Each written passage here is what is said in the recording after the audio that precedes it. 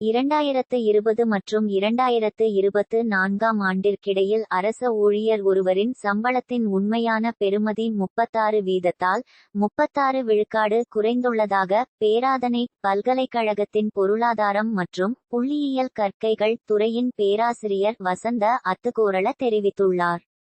மேலும் தனியார் துறை ஊழியர்களின் சம்பளத்தின் உண்மையான பெறுமதி சுமார் 20% 20 விழுக்காடு குறைந்துள்ளதாகவும் அவர் சுட்டிக்காட்டியுள்ளார்.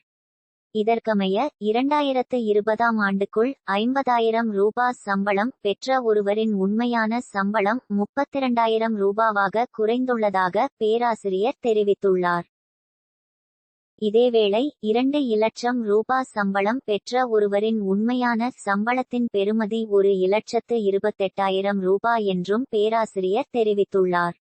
தற்போது வரி செலுத்த வேண்டியுள்ளதன் காரணமாக 1,00,000 ரூபாவுக்கு மேல் சம்பளம் வாங்கும் நபரின் கொள்வனவு சக்தியும் குறைந்துள்ளதாக மேலும் குறிப்பிட்டுள்ளார்.